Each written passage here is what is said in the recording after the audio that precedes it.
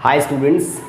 तो हम लोग जो जैम 2022 में आपका सिलेबस में चेंजेस आया है उसके अकॉर्डिंग जो न्यू सिलेबस है वो आपका यहाँ पे मैंने लिखा है, जिसमें लीनियर अलजेब्रा का वेटेज काफ़ी ज़्यादा है।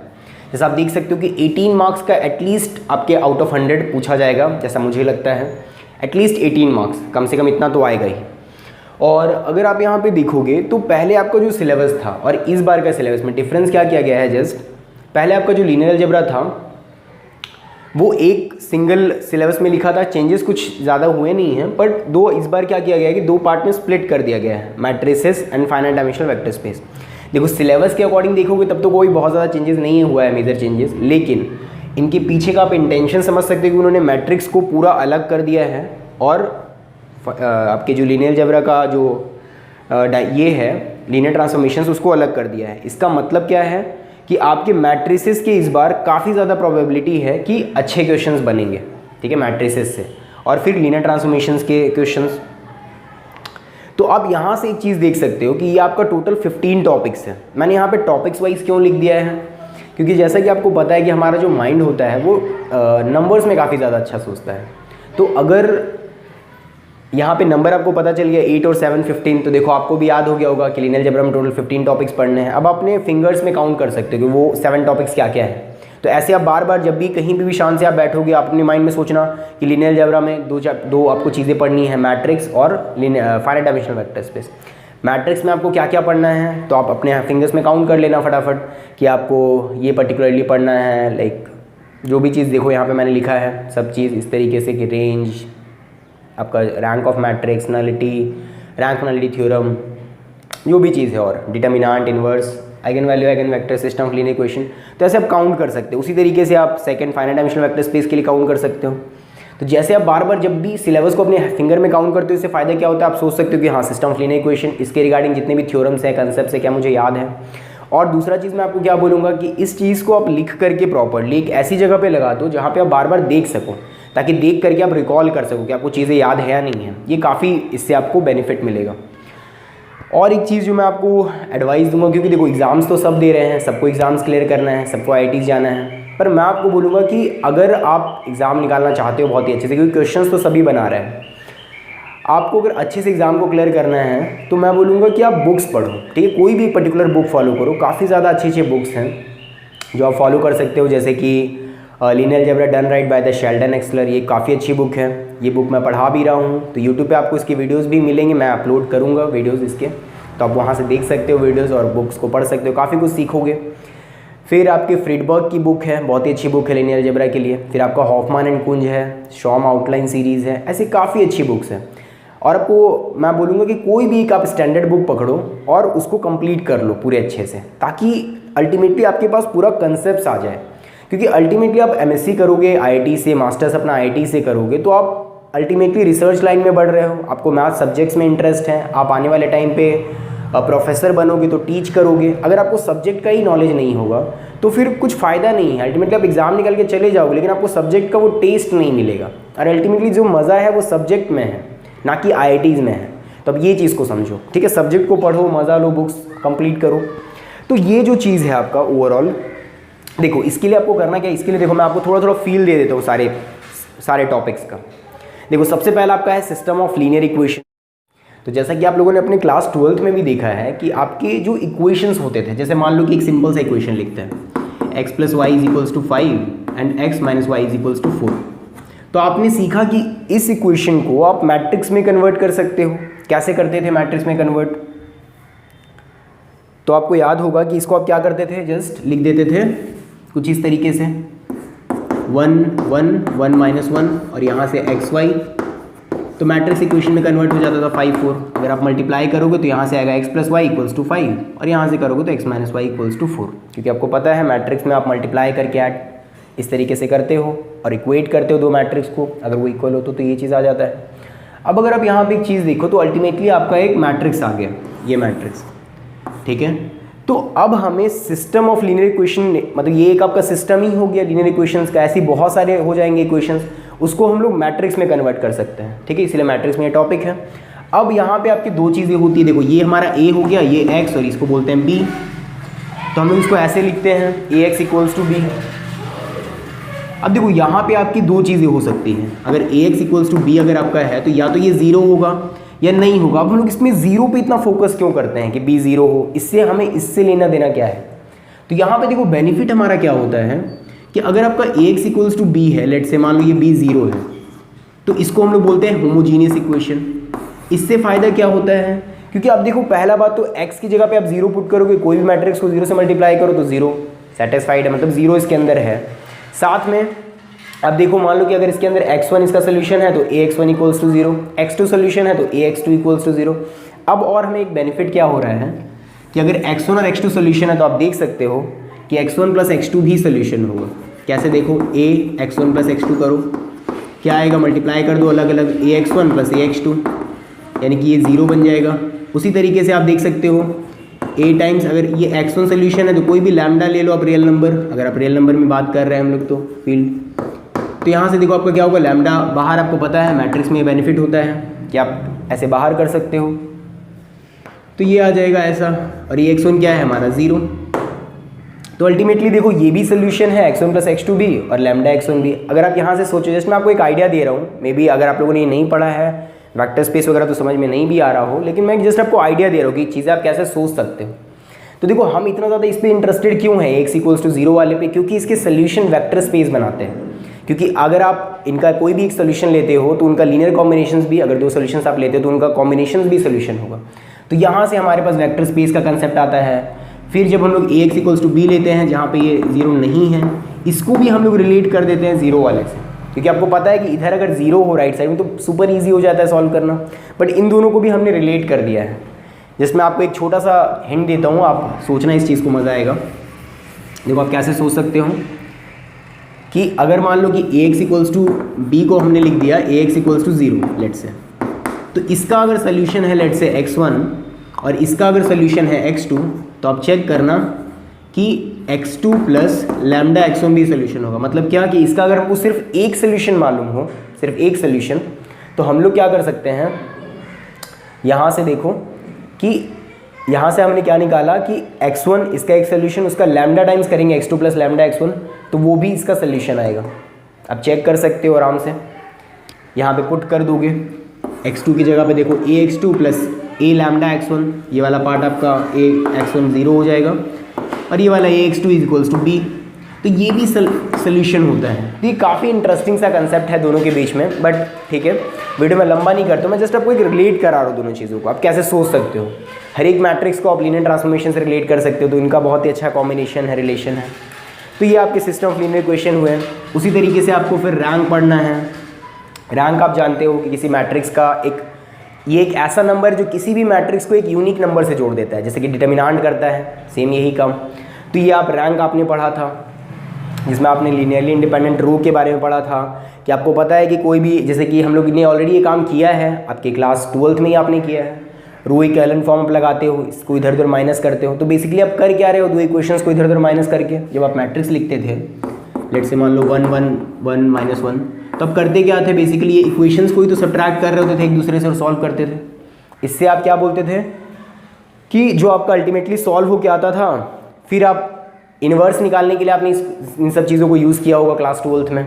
तो ये सब चीज़ हम लोग पढ़ते हैं और हम लोग देखते हैं कि ये सब करने से भी आपका जो रैंक होता है वो प्रिजर्व्ड होता है, रैंक बदलता नहीं है। रैंक को हमने और तरीके से पढ़ा है कि आपका जो मैक्सिमम डिटर्मिनेंट का जो ऑर्डर, जैसे मान लो कि ये मैट्रिक्स है लेट से 3×3, अगर इसका डिटर्मिनेंट नॉन ज़ीरो है तो इसका जो रैंक होगा दैट विल बी 3। अगर इसका मान लो कि डिटर्मिनेंट 0 है और अगर 2×2 का एक हमें मैट्रिक्स मिल जाता है जिसका डिटर्मिनेंट नॉन ज़ीरो आएगा, तो इसका रैंक हो जाएगा 2। तो ये प्रॉपर डेफिनेशन में, एकदम आपके डेफिनेशन में नहीं जा रहा हूँ अभी फ़िलहाल। नलिटी आपने पढ़ा कि अगर मान लो एक मैट्रिक्स आप लिखते हो तो जिसको आप x ऐसा करो ताकि वो 0 पे चला जाए, तो that x is called the element of that null space. Null space क्या होता है, जो कि जैसे आप लोगों ने ये पढ़ा है नल स्पेस, इसके केस में लीनियर ट्रांसफॉर्मेशन के केस में आपने पढ़ा होगा कि वो सारे एलिमेंट x जिसको t 0 पे लेके जाए, that is called the null space. nt आप लिखते हो, वो सारे x आते हैं such that tx equals to 0 होगा। तो इसी के डायमेंशन को हम लोग बोलते हैं नलिटी।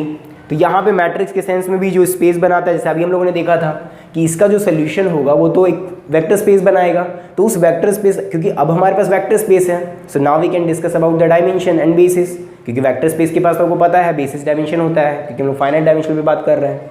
तो ये सब चीज़ काफ़ी इंटरेस्टिंग है, ये सारे कंसेप्ट। तो उसको हम लोग बोलेंगे उसके डायमेंशन को नलिटी, तो ये आपको पढ़ना है। फिर एक बहुत ही इंटरेस्टिंग प्रॉपर्टी है रैंक नलिटी थ्योरम। रैंक और नलिटी के बीच में रिलेशन है कि आप अगर रैंक को और नलिटी के डायमेंशन दोनों को ऐड करोगे तो आपका जो वेक्टर स्पेस है उसका डायमेंशन आ जाएगा।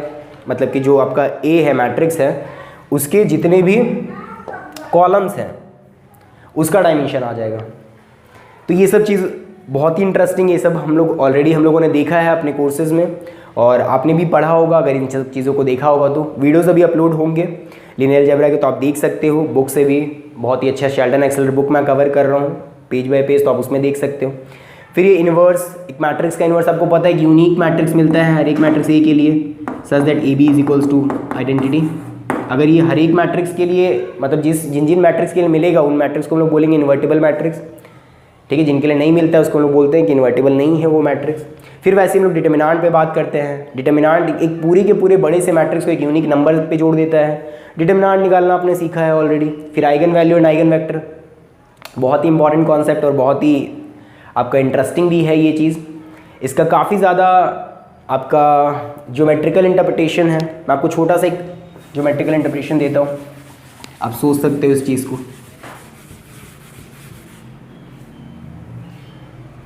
देखो मैट्रिक्स जब हम लोग लेते हैं ए मैट्रिक्स और जब हम लोग एक्स निकालते हैं, जैसे एक मैट्रिक्स हमने लिया मान लो 1 2 3 4 और इसको लगा दिया हमने लेट से 3 4 पे, ठीक है, हमने ऐसे मल्टीप्लाई किया। तो आप अगर देखो तो ये मल्टीप्लाई करके आएगा क्या, दैट इज़ 3 1 जा 3 एंड 4 2 जा 8 यानी कि 11, और यहाँ 3 3 जा 9 एंड 4 4 जा 16, 9 एंड 16 25। तो क्या मैं बोल सकता हूँ कि इस मैट्रिक्स ने 3 4 को 11 25 पे पहुँचा दिया। तो क्या इसको हम लोग एज अ फंक्शन ट्रीट कर सकते हैं, जिसने क्या किया 3 4 को, कहीं पे आपका 3 4 था मान लो, उसने इसको पहुंचा दिया 11 25 पे। मतलब ये पॉइंट था, आपका पता है आपको R2 में आप पॉइंट को एज अ वेक्टर ट्रीट कर सकते हो। तो ये 3 4 को, इसको मान लो अगर हम लोग ऐसे लिखें, इस मैट्रिक्स को अगर हम लोग मान लो ऐसे लिख देते हैं लेट्स से, यहाँ पे भी ट्यूपल्स वाइज ऐसे आप सोच लो, तो 11 25।